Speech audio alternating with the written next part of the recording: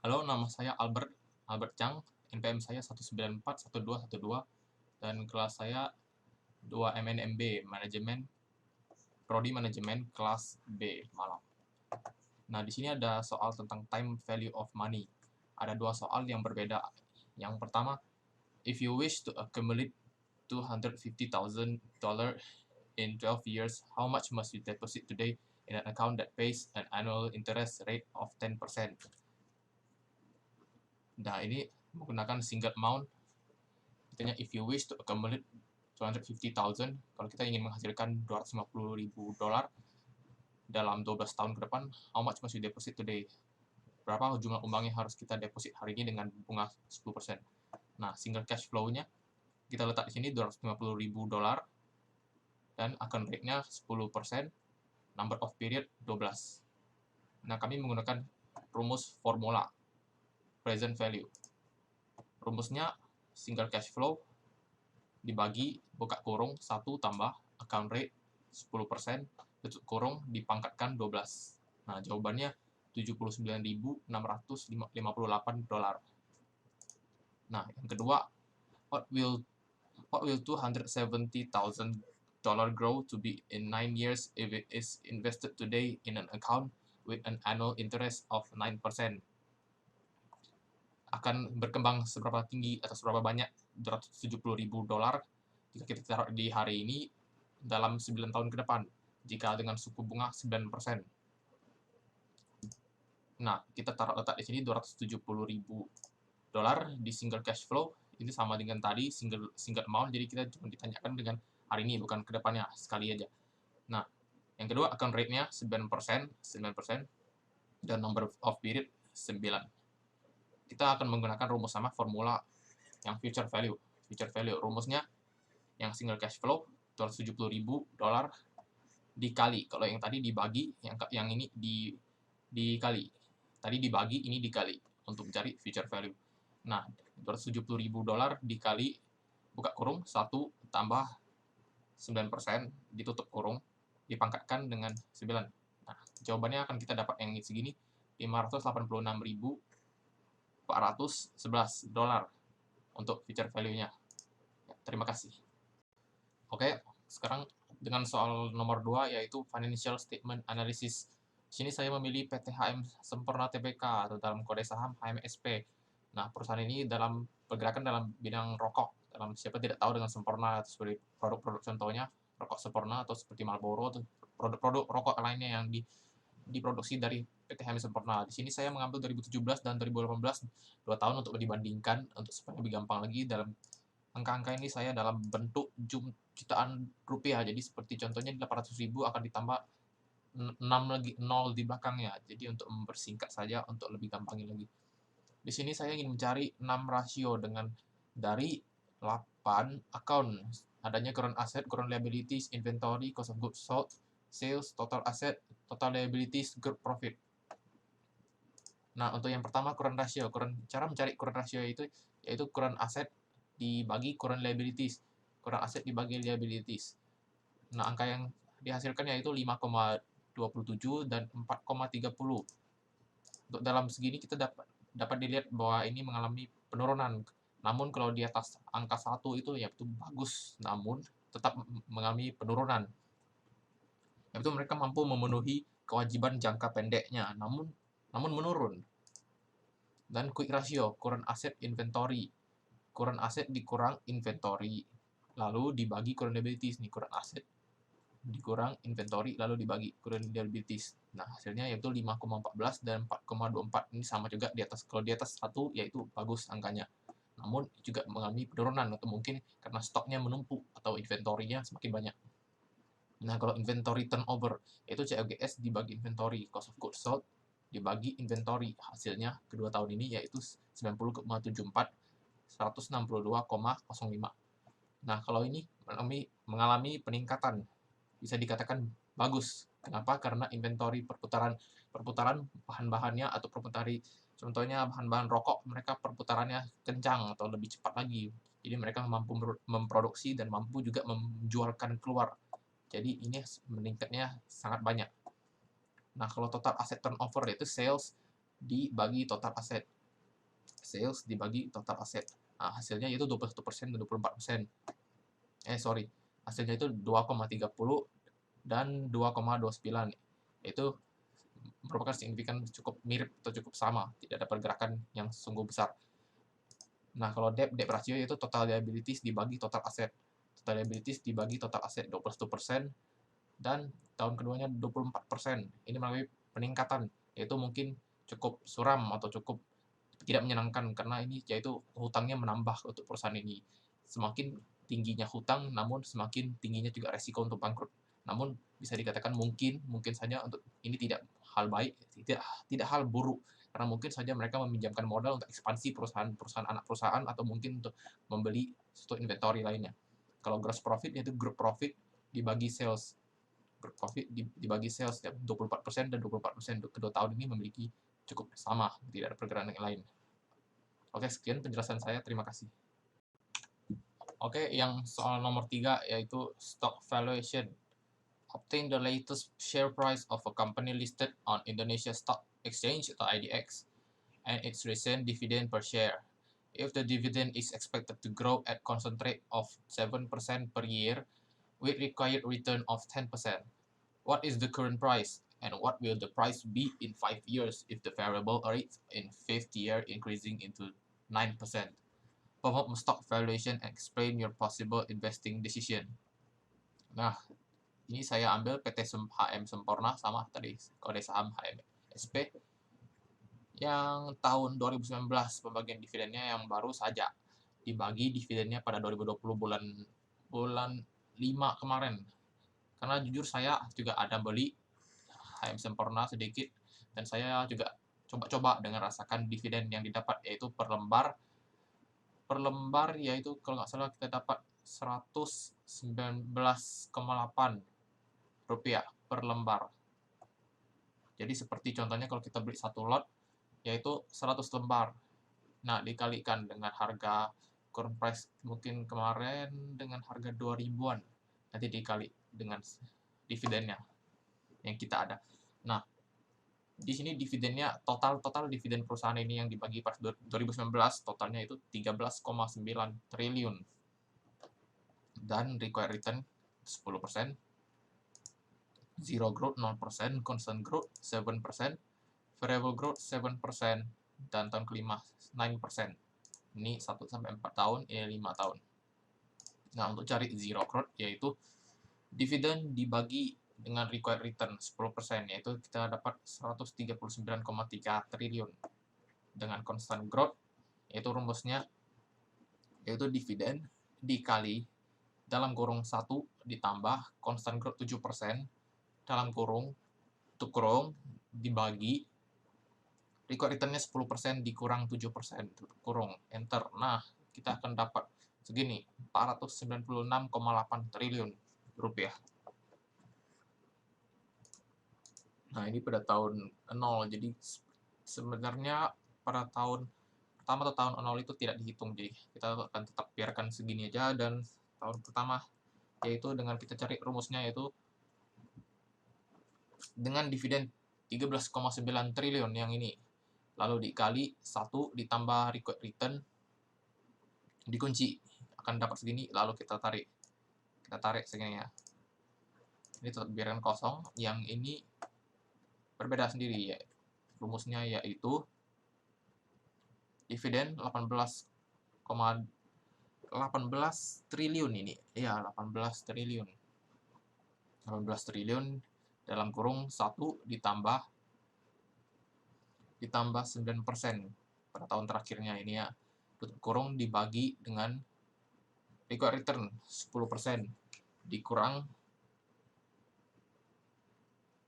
ini 9%, dikurang 9%. Nah, hasilnya akan dapat segini jumlahnya. Nah, mencari dividen plus value, yaitu tinggal ditambah dividen sama value-nya. Nah, ini kalau kosong maka tambah aja, ditambah hasilnya segini, kosong. Nah, kalau ini sendiri berbeda.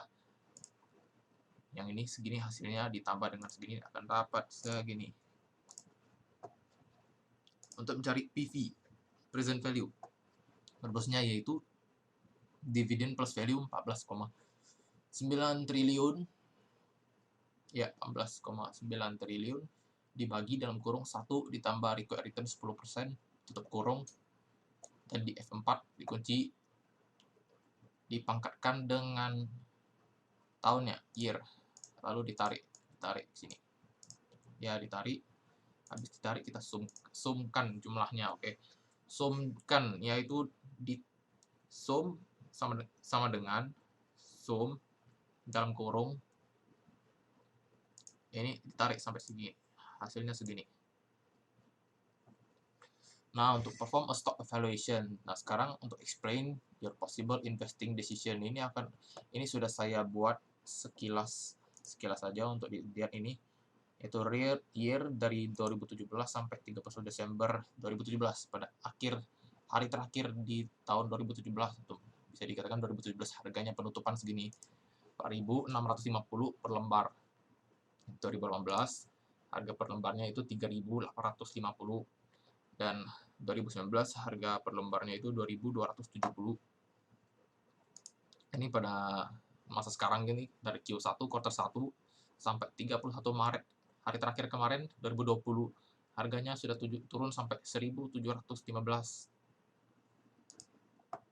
Ini dapat kita lihat bahwa per tahunnya harganya menurun. Nah, itu bisa dikatakan hal yang tidak menyenangkan. Namun dapat kita lihat dividennya tetap mereka bagi. Per tahun mereka tetap bertanggung jawab, tetap bagi dividen, dan namun dividennya juga meningkat tiap tahun walaupun share price-nya menurun. Ini total dividennya itu 12,5 triliun pada tahun 2018, meningkat lagi jadi 13,5 triliun pada tahun 2019 yang dibagikan pada minggu kemarin yaitu 13,9 triliun.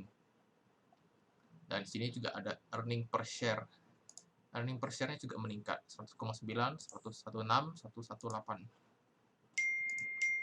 Ini bisa dikatakan mungkin karena corona, karena virus corona pandemi ini, karena seluruh IHSG kemarin, seluruh stock exchange Indonesia drop.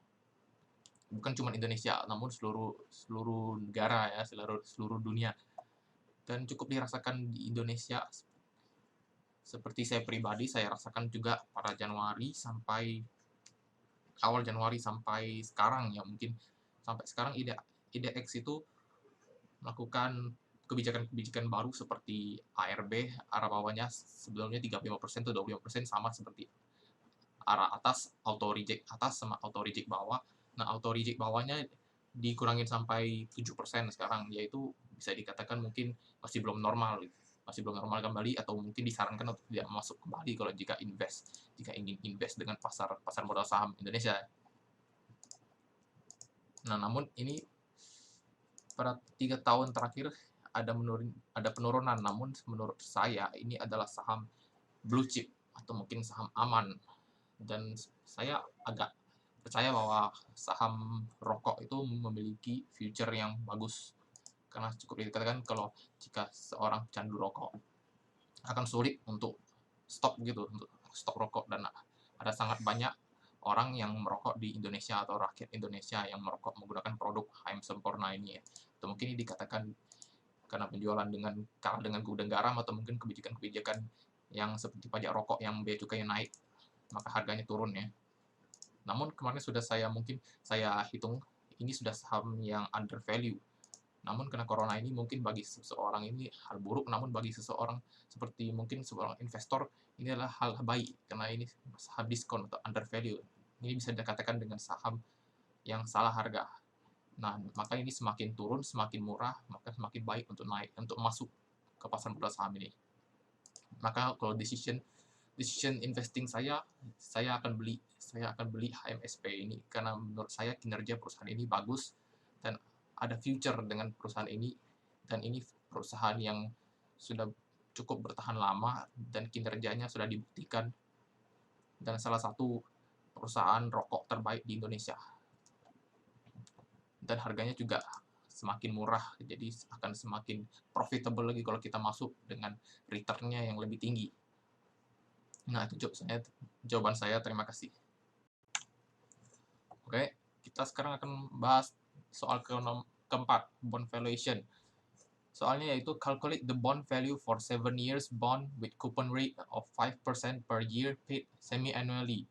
The bond has face value of $1,750,000 with coupon payment of $75 per each.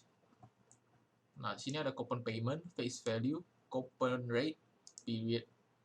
Coupon payment kita taruh $75 di sini, face value $1.750, coupon rate 5%, periodnya 7. Nah, di soalnya di sini per year pay semi annually, yaitu 2 kali setahun pembayarannya, yaitu dikali 2, jadi 14 kali. Period dari 0 sampai 14. Kalau 0 ini dikosongkan, dibiarkan saja karena 0 itu nggak terhitung. Kalau 1, kita cari cash flow-nya. Cash flow-nya itu sini. Dari coupon payment $75 dikuncikan di F4, lalu kita tarik. Kita tarik sampai 13, bukan 14, karena 14 berbeda. Kalau 14 itu coupon payment ditambah face value, $75 tambah $1.750, hasilnya $1.825.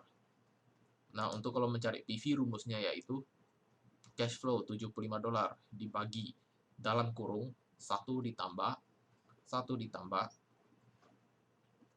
coupon rate, lalu ditutup kurung, dikunci F4, lalu dipangkatkan dengan periodnya. Hasilnya $71. Kita tarik ke ujung, lalu hasilnya akan segini. Nah, kalau ini kita sumkan saja semuanya. Sum dalam kurung, dari sini kita tarik lagi sampai sini, semuanya sum totalnya yaitu $1.626.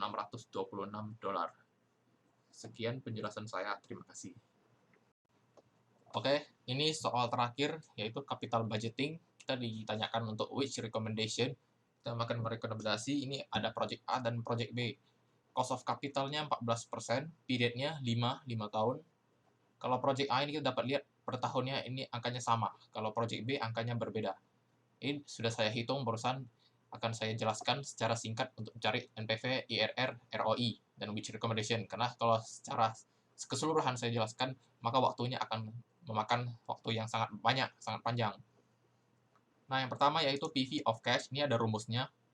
Dengan rumus begini, lalu dihasilkan, kita tarik ke bawah. Lalu yang kedua juga rumusnya yang begini, segini, lalu hasilnya segini, kita tarik ke bawah. Nah, yang ketiga itu PV of cash outflows, juga rumusnya yang ada di sini. Sudah dikerjakan yaitu hasilnya segini, lalu ditarik lagi ke bawah.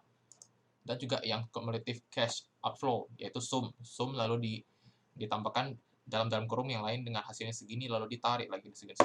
Kalau project B juga sama seperti segitu. Kalau untuk cari net cash flow yaitu tinggal dikurang aja, 13.000 dikurang 5.000 itu 8.000, ini segini dikurang segini, hasilnya segini. Ya, kalau untuk mencari NPV yaitu kita dengan klik sama dengan NPV dalam kurung cost of capitalnya 14%, dari sini, lalu kita tarik dari sini ya, dari 8.000 ditarik ke bawah 17 sampai ke 17 itu ya, 4.000 sampai ke 5 tahunnya. Lalu kita dalam tutup kurung, kita kurangin dengan cumulative cash outflow, di enter. Nah, hasilnya segini, $12.535 negatif. Kalau untuk mencari IRR, yaitu kita sama dengan IRR, kita ketik IRR, buka kurung, lalu kita tarik lagi dari sini, dari 40.000 sampai sini, kita ditarik, lalu tutup kurung, hasilnya yaitu 0%. Kalau yang ketiga yaitu ROI. Cara untuk mencari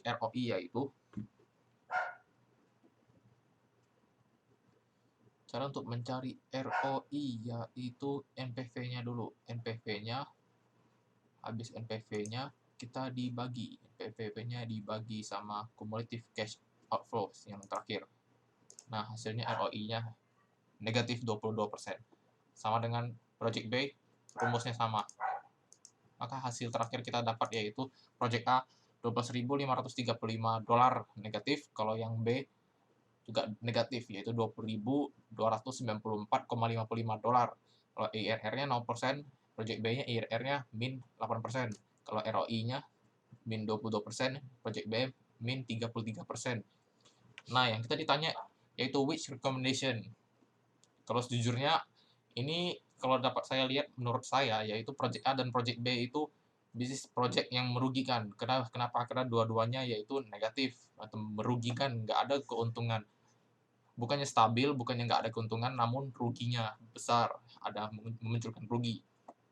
Tapi kalau kita disuruh memilih, dibandingkan meminimalisir atau kita saring yang mana yang lebih bagus, kalau menurut saya yaitu saya memilih project A, karena project A walaupun NPV-nya lebih dikit dari NPV,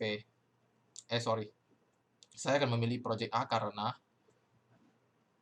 kerugian project A yaitu lebih dikit dibanding project B. Contohnya IRR-nya. IRR-nya profitnya 0%.